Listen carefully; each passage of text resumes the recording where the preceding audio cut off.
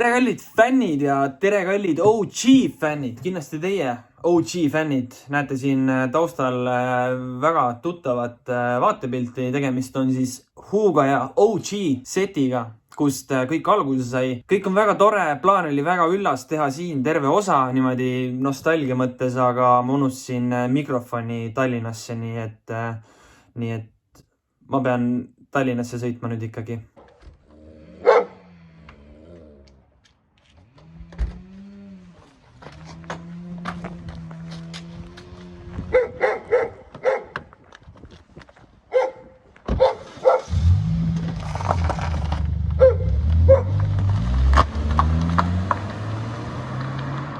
Khabib is like straight out of a cartoon. I know. His commitment to fighting and shit. Yeah. It's just, yeah, he's.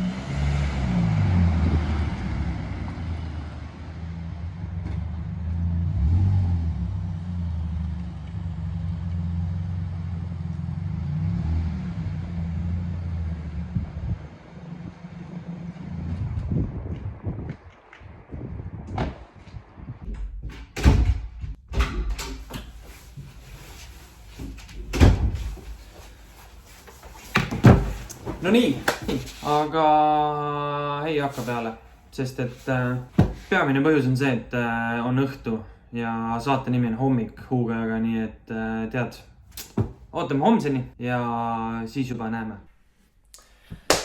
Tere kallid fännid, käes on 2. november aasta 2020 ja 2. november esiteks juba ja varsti meil on jõulud.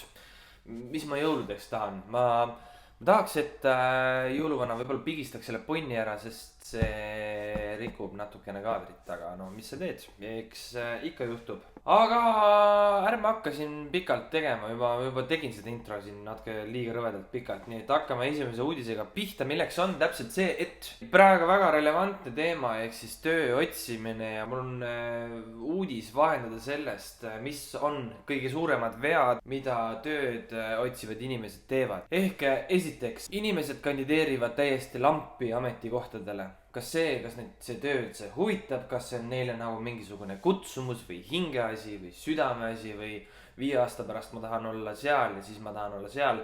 Ei, vennad kandideerivad kõikide kohtade peale. Teine, ei minda kohale vestlusele ja ei vastata nii-öelda kõnedele, kui isegi saadakse nii-öelda siis sellesse teise vooru või Eesti mõttes palju õnne, sa oskad eesti ja vene keelt, nii et sa võid tulla vestlusele alles. 3. Ei tehta stalki ettevõtte kohta, kuhu kandideeritakse, mis on väga tähtis tegelikult ka, sest et kui sa oled see juba esimese sammu vend, et sa kandideerisid praegu Maximas klienditeenindajaks ja Merekivi perearstidesse mettejaks, siis oleks jube hea, kui sa võib-olla lähed siis selle 3. variandi peale välja, ehk siis sa natukene guugeldad selle ettevõtte kohta, et sa saaksid tööintervjuul näiteks öelda, et aga mul oleks teile ka küsimus. Ja 4. viimane asi, mis on siuke loll viga, mida väga paljud tänapäeval teevad, on see, et ei panda CV-sse omadusi, mis oleks vastavuses selle ametikohaga, kuhu nad kandideerivad. Ehk kui sa kandideerid lihapoodi viimases hädas, aga sa oled vegan, fuck, väga raske olukord, siis ära pane CV-sse, et sa oled vegan. Fake it till you make it.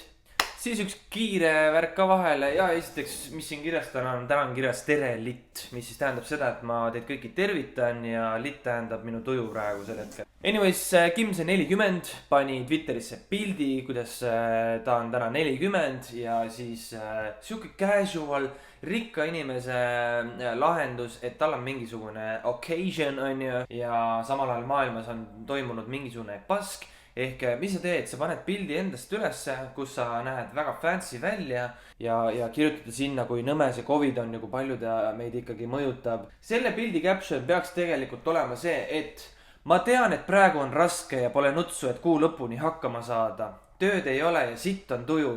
Aga vaata neid pilte, kuidas me tegime kiire rämmari oma sõpradega. Aga olgem ausad, mured on meil erinevad, aga Kim Kardashini mured vahepeal on ikka väga erinevad. My earring's gone! Are you Oh my god, I'm gonna cry! My diamond earring! My diamond earring came up in the ocean. My diamond earring's gone. And there's people that are dying.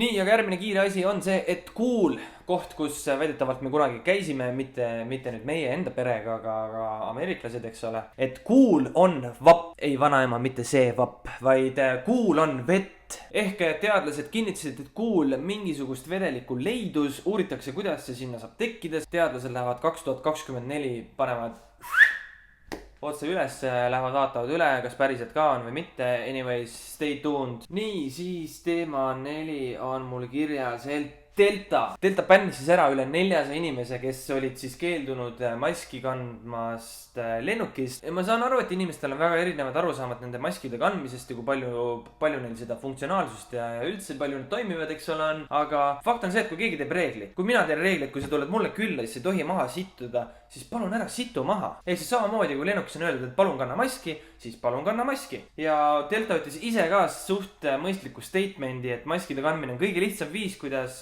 natukenegi kaasa aidata sellele kogu epideemia pasale ja kõik töötajad ja reisijad kannavad ka seda. Ja kuidas edasi? Ma arvan, kogu see rikud reeglid saad bänni, mis on tead meiesugustele mänguritele juba ammu teada asi. Tead, fuck it, teeme seda eraelus ka. Selverist, tuled oma nähvitsaga poodi. Mis siis, et sul sülekoer on? Ukse peal on silt, et koeraga käi. Ei, Birgit, sa ei saa enam pool aastat Selveris käia. Tõmba minema siit. Väike Martin tõukerattaga. Ei, Martin, meil on tõukeratta silt ukse peal, et ei tohi tulla.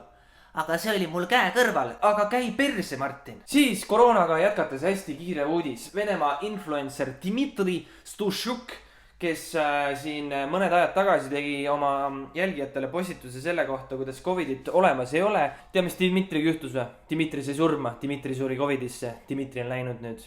Ja Dmitri jälgijad vist ikkagi nüüd usuvad Covidit. Siis 2 kiiret plaagi, üks kiire plaag on see, et Kanye West käis Joe Roganis, mida on väga-väga pikalt oodatud. Ja teine kiire plaag on see, et maitsete majakas, minge võtke, see on ülilit ja seda saab panna kohvi sisse, maasikate peale, müsli sisse. Tead, määri isegi kas või jala alla ja lase koeral lakkuda. Ja kõdi on.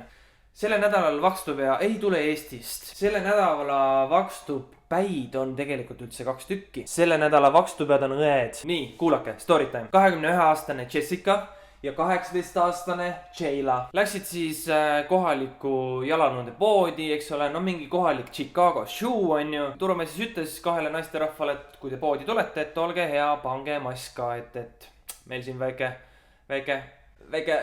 viiruse värk, eks ole, ja natukenegi midagi teha, siis pange maski ette. Sattusid siis 32-aastase turvamehega tüdrukud sõnelusse.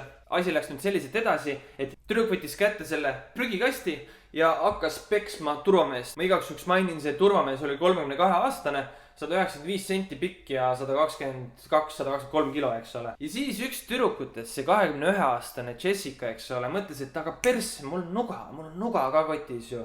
Nihu ja. Ehk siis oli olukord, kus üks õde hoidis turvameest kinni, teine õde oli ka seal kuidagi peal, samal ajal kui üks õdedest stääbis turvameest.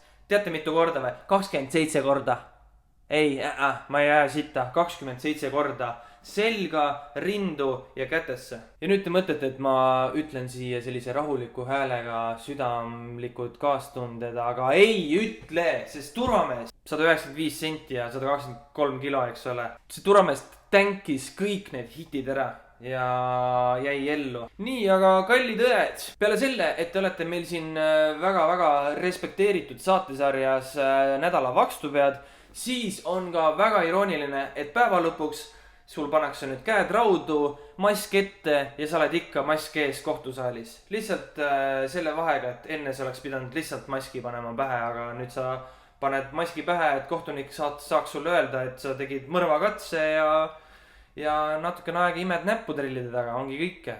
Nii, aga nagu tavaks on saanud, üks uudis peaks tulema ka Kodukülast Rakvere. Selle nädala Koduküla Rakvere uudis on tegelikult seoses juba ühe eelneva saate teemaga, mis puudutas siis seda, et peale kella 12 ei müüdud küll klubides alkoholi, aga sa said minna maksta pudelimaksu, bla-bla, teate kõik seda, eks ole. Nii, enne kui ma hakkan rääkima, ma räägin hästi kiiresti Rakvere klubi ajaloo. Meil on Rakveres alati olnud 2 klubi, meil on olnud Mjau ja meil on olnud mingi teine klubi. On Mjau, mingi teine klubi tuleb, saab aru, et Mjau on liiga OP, teine klubi kaob ära, jälle Mjau. ja niimoodi on nagu mitu aastat käinud meil igasugused Club Rakvered, Club Suite'id, mis iganes veel, eks ole. Kuniks nüüd on meil ML Lounge, mis on päris tublisti suutnud Meole nii-öelda konkurentsi pakkuda. Võistlesid ausal teel need 2 klubi, kuniks lõpuks rikkus ML Lounge'i üks bossidest või boss, täpselt ei tea reeglit.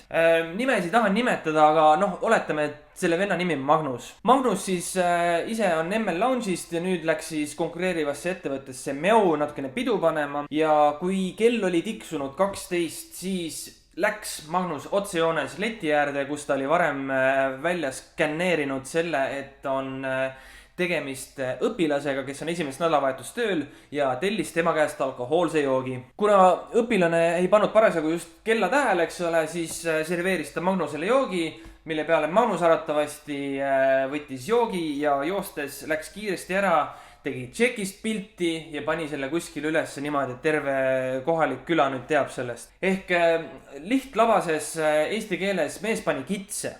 Mis on nagu minu jaoks huvitav, sest et olles ise ka Rakveres kasvanud, siis ma õppisin enne selle ära, et kitse ei tohi panna kui see, et ma õppisin rääkima või kõndima, eks ole. Ja Meo kommentaar oli selline, et tegu oli kahetsusväärse inimliku eksimusega, kuna letis oli algajad teenindaja, kes töötas baariletis iseseisvalt alles esimest nädalat. Ta ei kontrollinud kella ja märkas tehtud viga alles mõni hetk hiljem ning puhkes seepeale nutma. Tüdruk hakkas isegi nutma. Ainsaks ostjaks keelatud ajaloosutus kõrvalasuva konkureeriva klubi omanik ja poliitik Magnus Lehesoo, kes valis ilmselgelt meelega ostu sooritamiseks just selle teenindaja ning filmis ka salaja spetsiaalselt tehtud ostu ja saatis materjalid meediasse ja mujalegi vist. Ehk nagu come on, väike küla, saame läbi ikkagi, aga nagu praegu mul jääb selline tunne, et kui keegi siin nagu paha laps on, siis on see nii-öelda see ML Lounge nii-öelda, kelle omanik käib siis kõrval vahele võtmas konkureerivaid ettevõtteid, mis olgem ausad, ega ta väga vahele võtmine ei ole, eks ole. Aga jah, nii me siin Rakveres elame, mis elus on, ei tea, aga nii on.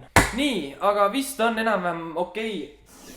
Aitäh teile kõigile vaatamast, olge tublid, olge terved, ärge kuulake väga palju Epp Kärsinit ja näeme loodetavasti juba uuel nädalal. Aitäh teile kõigile vaatamast ja huugamiseni!